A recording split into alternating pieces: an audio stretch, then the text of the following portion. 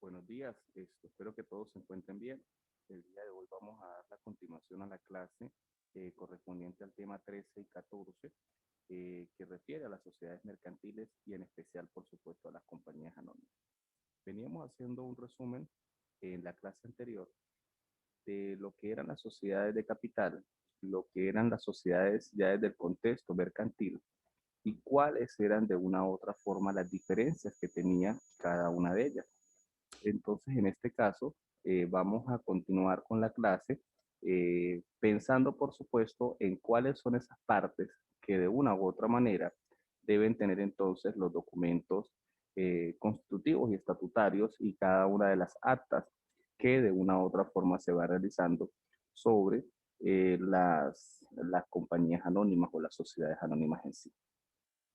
Bueno, de todas maneras, esto quedamos en la clase anterior, si no recuerdo mal, en esta lámina 16.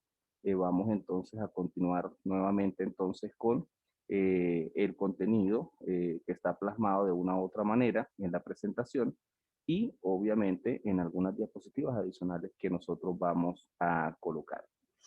Esta lámina 17 ya empieza entonces a referirse a lo que es el documento constitutivo y estatutario.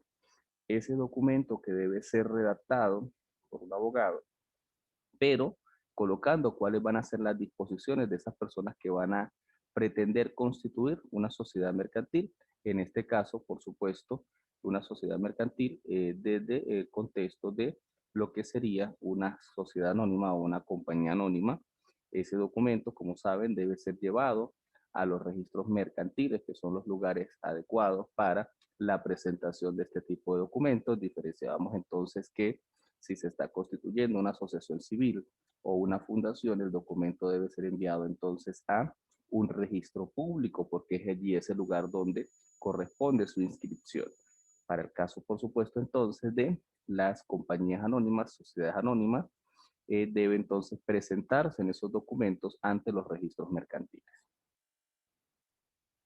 Bien, ahí vemos entonces que de una u otra manera estos requisitos que corresponden al cumplimiento del documento constitutivo y estatutario da o hace referencia a la disposición del artículo 213 del Código de Comercio, en donde se debe mencionar que eso es una inscripción desde un contexto de un acto formal, donde de una u otra manera se ordena en ese registro elaborar un expediente con toda la información que debe ser presentada conforme a esa resolución 19 que nosotros vimos del SAREN en clases anteriores y dando cumplimiento, por supuesto, también al artículo 226 de ese Código de Comercio.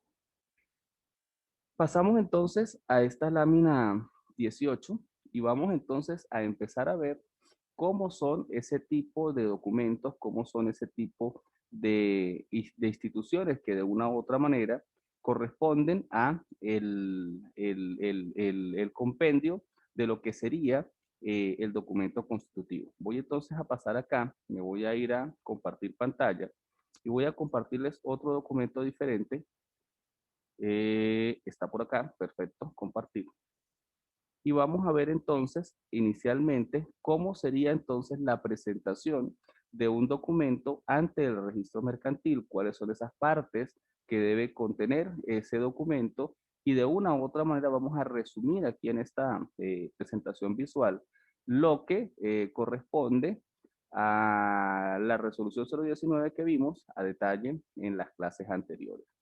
Inicialmente vamos a ver una presentación o una carátula de lo que es el expediente de una empresa cualquiera, en este caso de una compañía anónima que está registrada, en este caso, que les voy a colocar aquí como ejemplo, en el registro mercantil primero del estado Táchira. Sin embargo, pues puede ser presentado en cualquier registro siempre y cuando tenga la condición de registro mercantil. Les decía en clases anteriores que aquí en el estado Táchira tenemos 3 registros. En la ciudad de Caracas hay mucha más cantidad de registros. Cada zona geográfica, el SAREN, el Servicio Autónomo de Servicios de Registros y Notarías, establece la cantidad de registros dependiendo de la cantidad de población que se tenga y la necesidad que se tenga para esa creación de esas instituciones. Esta hoja de presentación tiene cosas interesantes que ustedes deben conocer. ¿Por qué? Siempre que ustedes vayan a realizar cualquier tipo de acto formal ante una institución administrativa, me refiero a una institución administrativa, ante el CENIAT, ante el Seguro Social, ante el Banavit, que representa lo que es la Ley de Política Habitacional, ante el Ministerio del Trabajo, ante organizaciones como, por ejemplo, la SUNDEI, ¿sí? En fin, cualquier institución que de una u otra manera tenga participación en la fiscalización en cualquier organización empresarial dentro de la comunidad de negocios, esa presentación debe hacerse de una manera adecuada, especificando, por supuesto, a qué corresponde y en dónde está escrita. Recuerde que este documento que estamos mostrando acá va a asemejar como si fuera la partida de nacimiento de cada uno de nosotros como personas naturales. En este caso, la partida de nacimiento es precisamente este documento. Si usted ve una partida de nacimiento, pues tiene un número de actas, un número de folios, un número de tomos. Igualmente pasa entonces con la información que está plasmada en esta carátula inicial de un documento constitutivo de una empresa real. Entonces vemos allí que lo primero que aparece allí dice que qué asiento de registro de comercio está escrito en el tomo 8A RM1. Entonces, esa información es fundamental cuando yo voy a presentar una institución y yo soy, por ejemplo, un factor mercantil. Entonces, quien suscribe, Jesús Abel Sequeda Mora, en mi condición de la condición que haya sido estipulada en este mismo documento, puede ser, por ejemplo, administrador, por ejemplo, gerente de administración, en mi condición de gerente de administración, de la empresa, ¿cómo se llama en este caso de empresa? Se llama Digital Node, puede ser cualquier nombre, estoy colocando aquí uno X, pero pudiera ser cualquier nombre, colocamos entonces una organización empresarial X, y adicionalmente, entonces de la empresa tal, inscrita en el expediente, y vamos a ver este número grandote que está aquí, dice 443. Siempre el número que está adelante es el número de la oficina de registro a nivel nacional y luego el número del expediente, el número donde quedó asignada esa información. Recuerde que toda la información de aquí en adelante, luego de que nace esa organización empresarial, cualquier acta que se vaya a realizar, va a ser entonces archivada con este mismo número de expediente, que en este caso sería el 443-26399, pero puede tener cualquier número que le va asignando. El número va a ser consecutivo dependiendo de la cantidad de registros que se realice en en esa institución. Y adicionalmente de eso tenemos entonces que ese es el número de expediente, el tomo sería el 8A, RM1, el número sería el número 42 y la inscripción de ese documento fue en el año 2020. Esa información es fundamental y siempre se va a encontrar entonces en esa carátula. Entonces, esa carátula que está allí va a ser de bastante importancia porque es la que nos va a permitir tener ese resumen de información que vamos a colocar en la presentación ante cualquier institución. Entonces, ¿cómo se hace la presentación de una institución? Quien suscribe, la persona puede ser una persona de la junta directiva, puede ser un factor mercantil, puede ser inclusive un comisario de una organización mercantil. Entonces, quien suscribe, el comisario de una organización mercantil, conforme a la empresa fulana de tal, expediente tal, tomo tal, número tal, de fecha tal. ¿Ok? Siempre vamos a colocar toda esa información de forma clara e inequívoca. Esa entonces es la primera hoja que tiene el registro mercantil. Toda hoja de todo documento, por la parte de atrás, pues obviamente se le coloca un sello. Aparecen también una serie de planillas, generalmente allí, que son planillas de los gastos de derechos de registro que corresponden. Luego de eso, va a tener ese documento una presentación inicial, una presentación que de una u otra manera hace referencia a la persona que quedó autorizada, puede ser cualquiera de los accionistas o puede ser inclusive un factor mercantil que quedó autorizada para presentar este documento. Recuerde que el documento se redacta y luego de que se tenga redactado por parte de los accionistas, se esté de acuerdo con las disposiciones que se van a colocar allí, es que se lleva al registro mercantil, pero debe llevarse con una presentación de alguien que lo va a presentar. Esta es la persona que hace la presentación de ese documento y obviamente entonces allí el mismo documento debe decir que esa persona tiene la condición para presentar el documento ante el registro mercantil. Esa es más o menos la información que se plasma de una u otra forma allí. Puede ser un documento constitutivo o puede ser también un documento de un acta, ya sea ordinaria o ya sea extraordinaria. Adicionalmente de eso, vamos a tener esta hojita que es bastante interesante, que corresponde en este caso a la hoja de presentación del registro ya cuando se hace el proceso de protocolización. La primera hoja que les mostraba era la hoja de presentación del expediente. Esta ya es la hoja de protocolización. Y aquí tenemos un dato más interesante. Aquí dice que la empresa fue registrada el día 9 de septiembre del año 2020. Si yo regreso, voy a regresar a la primera hoja. Aquí decía que el año 2020, pero no me decía qué día ni qué mes. Entonces, esta empresa fue registrada, como vemos allí en la hoja de protocolización, ya en donde me dice que es el 9 de septiembre del año 2020. Entonces, aquí siempre en esta hoja vamos a tener la fecha exacta en donde de una u otra forma fue inscrita esa organización empresarial.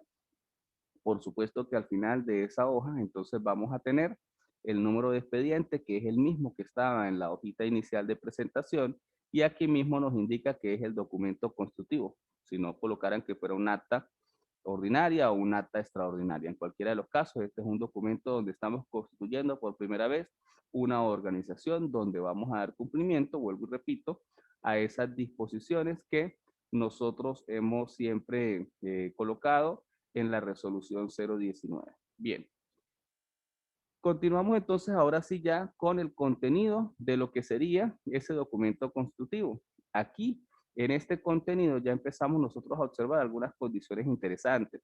Por ejemplo, aquí empezamos a mencionar quiénes son de una u otra forma las personas que van a formar parte de esa organización empresarial como accionistas, como propietarios de acciones repetidas. Esas acciones, como hemos visto en clases anteriores, pueden ser acciones comunes o acciones preferentes. Y veíamos entonces en esa resolución 019 que tenían que estar el nombre completo de esas personas, los números de cédula y tenían que presentarse los RIF. Entonces, por eso se hace la redacción de esta manera, colocando los nombres, luego las cédulas y luego los números de RIF de esas personas que de una u otra manera conforman esa compañía. Luego de que se hace entonces esa presentación de quiénes son, en este caso, colocábamos allí que eran 3 personas las que conformarían en este caso esta compañía que en el título primero empezamos a disponer cuál es la denominación, cuál es el domicilio, cuál es el objeto y cuál es la duración de la compañía, tal como lo dice o lo estipula el Código de Comercio y tal como lo estipula la resolución 019. Empezamos entonces a colocar en el primer caso, la denominación, en este caso sería una compañía anónima a la que se va a constituir y colocan entonces ese nombre. ¿Qué debió haberse hecho antes de la redacción de este documento? Solicitar entonces, como decía la resolución 19, la hojita de reserva de nombre. Obviamente, cuando ya le den el visto bueno de que ese nombre está disponible, entonces lo podemos utilizar en la redacción del documento y debemos buscar siempre, como lo hemos mencionado hasta la presente, que debe ser un nombre inédito, diferente, no puede ser repetido y que eso entonces es lo que garantiza ese sistema SAREN o lo que trata de garantizar el sistema SAREN. Anteriormente, que no existía el sistema SAREN, pues era mucho más complicado que a nivel nacional se tuviera la disposición de que los nombres fueran completamente diferentes. Aparte de eso, entonces, se va a colocar el domicilio en donde está ubicada esa organización empresarial. Obviamente se hace referencia muchas veces en el mismo documento a ese artículo 203 del Código de Comercio y inmediatamente se menciona que o cuál va a ser entonces el lugar donde va a estar ubicada esa institución empresarial. Cada una de esas partes de ese documento, miren que se van colocando como si fuera en orden o cláusulas.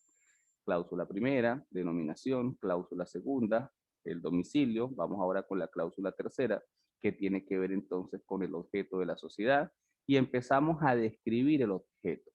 Ese objeto es lo que está plasmado en el Código de Comercio en el artículo 2 y 3, o lo que refiere a lo que es un acto de comercio en sí, cualquier cosa que sea de cierta forma lícita y dependiendo, por supuesto, del objeto, posiblemente existan más limitaciones en algún tipo de compañías que otras. Hemos hablado, por ejemplo, que si vamos a colocar un banco, eso implica que tenemos que tener una permisología especial a través de la Superintendencia de Bancos y Instituciones Financieras. Si vamos a colocar una empresa de corretaje, también entonces tendríamos que tener una permisología especial. Obviamente, primero se hace el registro de la compañía y luego, posterior a eso, se solicitan los permisos a las instituciones correspondientes. Sin embargo, esos objetos en este momento son revisados por los registradores mercantiles Y bueno, tienen allí una disposición de que dependiendo del objeto, permiten cierto monto de capital social, o sea, entre más amplio sea el objeto, exigen un monto de capital social para el cumplimiento de ese objeto. Entre más corto, pues, ese monto de constitución es un poco más irrisorio o mucho más pequeño. En este caso, pues corresponde a una empresa que tiene que ver con condiciones tecnológicas. Habrá momentos en los cuales habrán colocado objetos de restaurantes, de ventas de comida rápida, en fin, cualquier disposición que tenga, farmacias, en fin, el objeto de la empresa cómo se quiera constituir. Esa sería entonces la disposición de de la cláusula tercera. Y luego viene la cláusula cuarta que vemos allí, que tiene que ver entonces con la duración. En ese caso, entonces vamos a colocar el tiempo que las personas, esos tres accionistas que había mencionado inicialmente, que decidieron constituir esa compañía anónima, tengan a disposición de colocar la duración de la compañía. En este caso le colocaron 20 años. Pueden ser 5, pueden ser 1, pueden ser 2. Cada una de esas personas decide cuál va a ser entonces la duración que debe tener esa institución, en este caso esa compañía anónima que están haciendo, y obviamente al momento de que se llegue a ese año 20, ellos pueden hacer una asamblea ordinaria nueva y modificar ese tiempo de 20 años por 20 años más, o por 30 años, o por 50 años. Lo que sí es claro, que al momento de que se llegue al año 20, se está creando el año 2020, al 2030 10 años, al 2040 20 años. En ese momento, ¿qué sucede si no se hace ningún acta? Pues sencillamente esta institución mercantil se extingue, deja de existir en el mundo jurídico, deja de tener eso que hablábamos en temas anteriores, que se refiere a la personalidad jurídica. En este caso, ya esa empresa no tiene derechos y no tiene deberes, porque de una u otra manera deja de ser existente en el mundo de la comunidad de negocios, por cuanto en la disposición de ese documento se dio cumplimiento a la cantidad de tiempo de duración de la compañía. Todo eso que acabo de colocar, esos 4 puntos correspondían al título primero. Pasamos al título segundo, que tiene que ver con el capital social y las acciones que van a emitirse. Generalmente, las acciones en el contexto común de todo tipo de documentos son acciones comunes las que se emiten. Las acciones preferentes son acciones de inversión, como lo he dicho, ya cuando una empresa entonces va a participar en el mercado financiero y debe, por supuesto, entonces permitir la regulación y la revisión por parte de la Superintendencia de Valores, para que de una u otra manera se dé la permisología de la emisión de las acciones preferentes, habiendo por supuesto realizado el pago de el capital. Recordemos que el Código de Comercio permite que usted puede constituir un capital social X y solamente cancelar el 20% de ese capital social. Hay casos entonces en los cuales se paga el 100%, pero si se van a emitir acciones preferentes y se constituyó inicialmente con un capital suscrito y un capital no pagado, debe cancelarse el capital no pagado al 100% para poder tener la posibilidad de la emisión de las acciones preferentes. La cláusula quinta en la redacción de ese documento, independientemente de los títulos, la numeración de las cláusulas sigue siendo de forma consecutiva. Allí en este caso dice la cláusula quinta que el capital social de la compañía anónima es de 1 millardo de bolívares. Aquí, ¿qué se está haciendo? Identificando de forma clara y de forma inequívoca una monto total. ¿Cuál es el monto total? 1 millardo de bolívares, que será el monto entonces que van a disponerse para el cumplimiento de esa compañía anónima.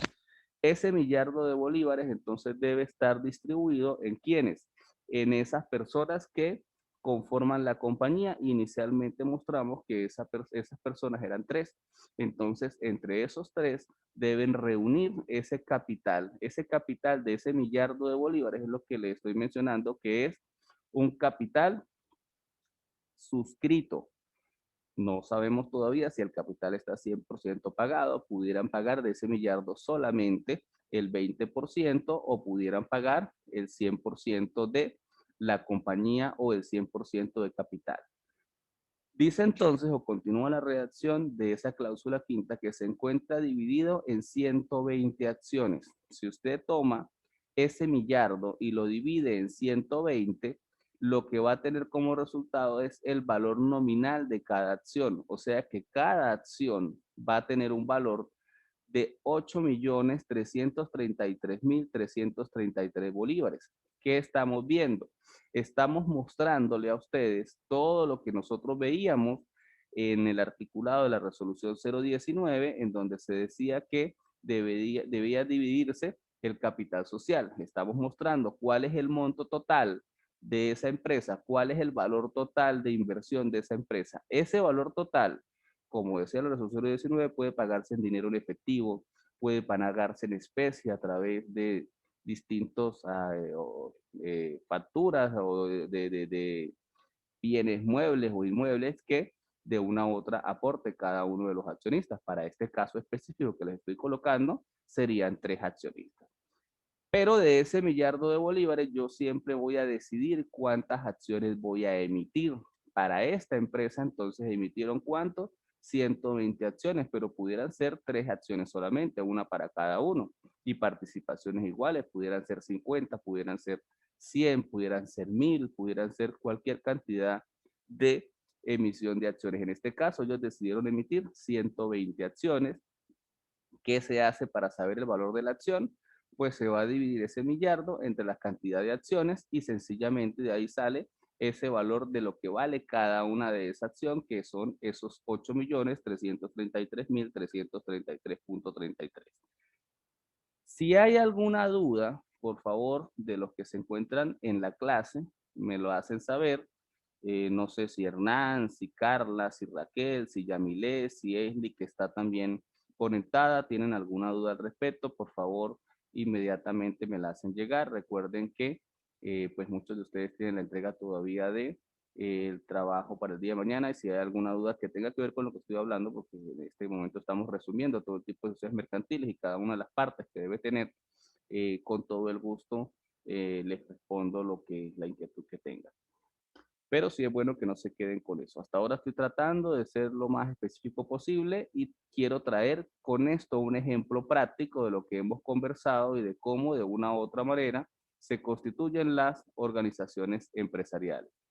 Me dice por acá Hernán que por ahora no, y ya me que gracias. Bueno, perfecto. En el chat. Continúa entonces con la distribución. Posterior en esa cláusula quinta, que yo ya especifiqué cuál es el monto total del valor de una compañía, cuáles son las cantidades de acciones que yo he emitido y cuál es el valor de cada una de las acciones, voy a empezar a distribuir cómo está distribuida esas acciones para cada accionista, cuál es la participación que va a tener cada uno de esos accionistas. En este caso ya habíamos dicho que esos accionistas eran 3 integrantes.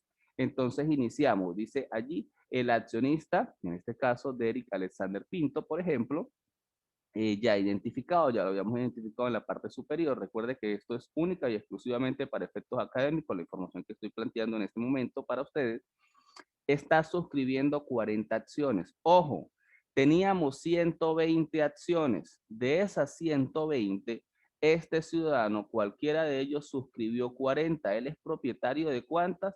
De 40 acciones, ¿ok?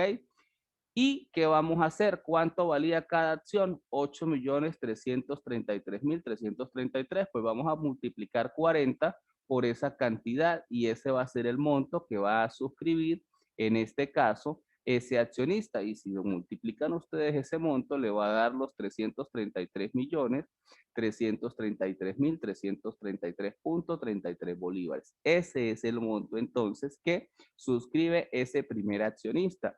Y continuando esa redacción, se va a colocar que eso corresponde al 100% del capital suscrito. O sea, no está suscribiendo el millardo de bolívares porque esa es la totalidad del monto de los 3 accionistas. De ese millardo, él es dueño de 40 acciones que corresponden a 120 la totalidad, y eso implica que si el valor de cada acción son 8.333.333.33 y lo multiplico por 40, voy a tener que pagar esa cantidad que aparece allí de 333.333 bolívares. Ojo, y este ciudadano está mencionando en ese mismo documento que está pagando el 100%. ¿Cómo? Entonces allí lo va a hacer en especie, dice según factura número tal de equipos de la empresa fulana de tal. ¿Qué hizo este accionista? Compró una serie bienes, artículos que se requerían para el cumplimiento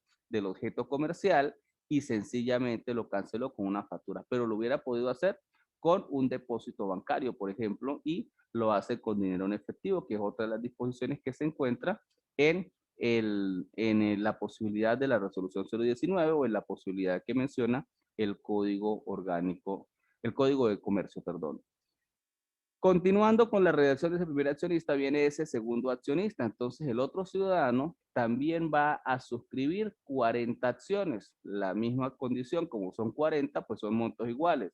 40 por el valor de la acción, que son 8.333.333.33, va a dar el mismo monto que suscribe el primer accionista y él también paga el 100% de ese capital, pero con una factura diferente, que es la factura número 6, también de equipos y obviamente el monto total que se suscribe son los 333.000. Me falta un accionista. Ese accionista entonces va a suscribir, en este caso, 40 acciones igualmente, o sea que cada uno de esos tiene 40, 40 y 40, 80 y 40, 120. Ahí están las 120 acciones totales que fueron emitidas por parte de la compañía. En este caso, ella, miren al final de la redacción, no está pagando el 100% del capital, sino está pagando únicamente el 20%. O sea, no está pagando los 333.333.333,33, sino está pagando un monto inferior a eso. ¿Cómo lo cancela? Con una factura de equipos, la fecha de la factura, y esa factura es única y exclusivamente por 666 millones, que perdón, 66.666.616.67. Ese es el monto entonces que está esa persona pagando, o ese es el monto de esa factura, no es el monto total de los 333 millones. Eso significa que ella va a quedar debiendo un capital, o sea que en el caso de esa accionista hay un capital suscrito y hay un capital pagado. Ella, en este caso, a diferencia de los otros dos accionistas, no pagó el 100% del capital, sino solamente una parte. Estamos viendo entonces un ejemplo de cómo posiblemente lo van a encontrar ustedes en cualquier otro documento constitutivo. Habrá momentos en los cuales usted tiene una empresa donde hay 100 accionistas, 50 accionistas, 20 accionistas. Por ejemplo, instituciones como Centro Clínico, como Policlínica, donde hay tantas personas que forman parte de una organización empresarial, pues va a ser mucho más amplia esta redacción. Aquí estamos colocando un ejemplo muy pequeño de 3 personas que quisieron asociarse, colocar entre todos ellos 1.000.000 de bolívares y al final 1 millardo de bolívares, perdón, y luego de colocar ese millardo de bolívares, ellos entonces decidieron hacer el pago de ese capital, algunos en su 100% y otros, por supuesto, que solamente una parte. ¿Alguna duda? Disculpen.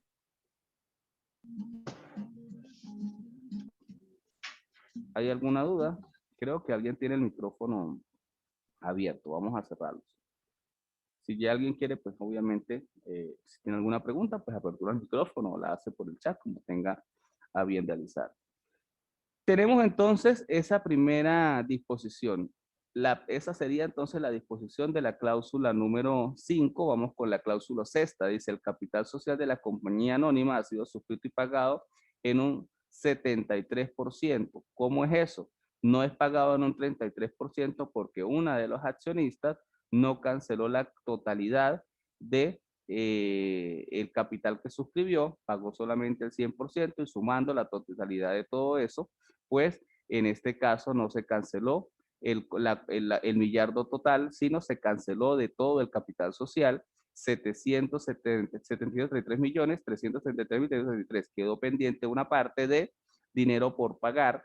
Eso entonces siempre va a quedar dispuesto en esa cláusula sexta. O sea que tenemos que identificar cuál es el capital suscrito y cuál es el capital pagado total de la compañía. Recordemos que el capital que se emitió, regreso nuevamente en la lámina que está acá, era de cuánto, de 1 millardo, ¿sí? Y no están pagando ese millardo de bolívares, sino están pagando solamente una parte. 2 accionistas sí pagaron la totalidad, pero una de las accionistas no. Por lo tanto, sumando todo lo que pagó cada uno de los accionistas, los 333 por 2, más los 66 de la otra accionista, suman los 733 y queda entonces pendiente la diferencia de capital por pagar. En el caso de la cláusula séptima, hay unas condiciones que son interesantísimas y es lo interesante de las compañías anónimas. ¿Por qué? Porque de esas 120 acciones, cada uno de esos accionistas puede venderlas, negociarlas, hacer cualquier tipo de traspaso a otras personas dentro de la comunidad de negocios. Y eso es obviamente dando cumplimiento a lo que establece el Código de Comercio. Eso significa entonces que debemos colocar esta coletilla tal como lo establece el Código de Comercio, que es donde menciona que cada acción le confiere a su propietario el derecho a un voto en la Asamblea General de Accionistas. Estas acciones no pueden enajenarse, significa no pueden venderse sin antes haberlas ofrecido, es el derecho de preferencia a otros accionistas, siempre que esto sea por escrito y se dará un lapso de 30 días siguientes a la notificación para que decida sobre su compra. Nadie de esos accionistas, de esos tres accionistas, puede vender las acciones sin antes, ojo, escúchese bien, sin antes ofrecérsela a los demás accionistas. Luego de que se le ofrece a los demás accionistas y ellos deciden en un lapso de 30 días no comprarla, se puede ofrecer a un tercero, a una persona distinta de esos accionistas para que se realice un proceso de negociación. Transcurrido este lapso, el accionista queda en libertad para enajenarlas, venderlas a terceros, en fin, hacer cualquier tipo de disposición. Si ustedes que son accionistas no me quieren comprar y yo quiero salirme cualquiera de esos tres, pues entonces sencillamente esto puedo entonces hacer ese ofrecimiento de mis acciones a un tercero en la comunidad de negocios. Eso forma parte entonces de esa posibilidad que tenemos en los registros mercantiles. Los registros mercantiles van a guardar todos esos expedientes y recuerden que esos expedientes son públicos. ¿Por qué son públicos? Porque cualquier persona el día de mañana que no forme parte de una organización empresarial puede formar parte y debe revisar con quién se va a asociar, cuál es la participación que tienen las demás personas y cuál sería entonces la participación que él podría obtener y adicionalmente cuál es el valor de cada una de esas acciones. La condición de la cláusula octava dice que las acciones son nominativas, individuales y confieren a los propietarios derechos iguales y derechos frente a la sociedad. Significa entonces que en esta sociedad mercantil, cada una de esas acciones son iguales, tienen los mismos derechos y quien tenga mayor cantidad de acciones, pues tendrá la posibilidad de decidir. En este caso, cada uno de ellos tiene 40 acciones. Obviamente tendrán que, para tomar decisiones, reunir el 50%, nadie tiene el 50% para este ejemplo práctico que estoy colocando, por lo tanto tendría entonces que por lo menos dos personas estar de acuerdo para sumar 80 acciones y en función de eso tomar cualquier decisión importante dentro del contexto de la administración. Aquí vimos entonces esta primera condición. Tenemos entonces el título tercero, tiene que ver con la administración. Vamos entonces a la cláusula novena. Dice, la dirección y administración comercial de la compañía estará a cargo de una junta directiva. Es obligatorio que en toda sociedad mercantil hay una cantidad de accionistas, pero también de esa cantidad se va a nombrar a una junta directiva. Puede ser en esa junta directiva que estén todos los accionistas o puede ser solamente que esté parte de esos accionistas. Sin embargo, a esa junta directiva se le va a colocar siempre unos nombres de quienes la van a conformar.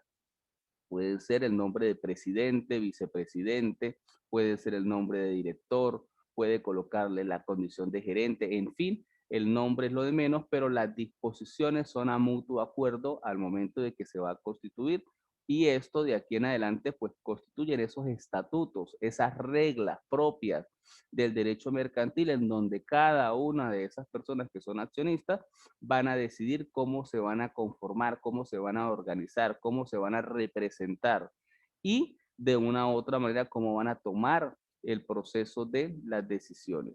En este caso están nombrando tres directores, o sea que las mismas tres personas que conforman la organización mercantil serán parte de la junta directiva, pero todo el tiempo no pasa eso. Puede ser que sean más personas las que conforman la condición de accionista y mucho más reducido el número de personas en la junta directiva. En este caso, nombraron un director ejecutivo, un director de administración y un director de operaciones.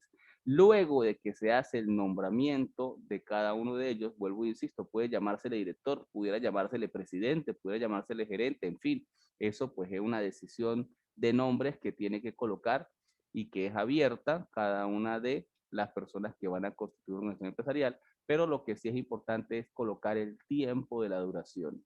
¿Qué significa? Que ahorita usted, Juan, va a ser director ejecutivo, pero mañana puedo nombrarlo director de operaciones o director de administración, de repente puedan intercambiar. ¿Cómo se hace eso? Con una votación en una asamblea para ese momento, para esa decisión. Entonces allí en este caso van a colocar que esos accionistas durarán 5 años en el ejercicio de sus funciones y todos los miembros de la junta directiva van a depositar una acción y los no accionistas, porque habrá personas, en este caso se queda abierto el documento para que puedan nombrar en la junta directiva a alguien que no sea accionista. Eso puede pasar en esta compañía.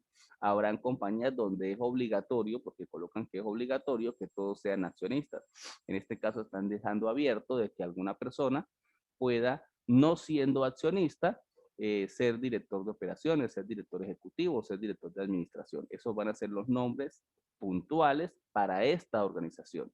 Pudieran ser para otra nombres completamente diferentes, así el objeto comercial sea el mismo. Eso pues es algo que es interesante, pero siempre, en este caso, como garantía de las decisiones que vayan a tomar esa junta directiva, el Código de Comercio establece que debe depositarse por lo menos una acción que no puede venderse mientras esa persona sea parte de la junta directiva, que no puede realizarse ningún tipo de negociación y quedará entonces allí como garantía. El valor de esa acción entonces, obviamente, claro, el valor aquí está muy distorsionado en este país con el tema de las devaluaciones. Usted crea una compañía, lo que para ese momento del 9 de septiembre, cuando se creó esta compañía del año 2020, representaba 8 millones de bolívares, ya seguramente el día de hoy 6 de abril del año 2021 no lo representa, pero bueno, eso es parte de una condición muy especialísima que tenemos en este país, pero esperemos que el día de mañana pues tengamos una estabilidad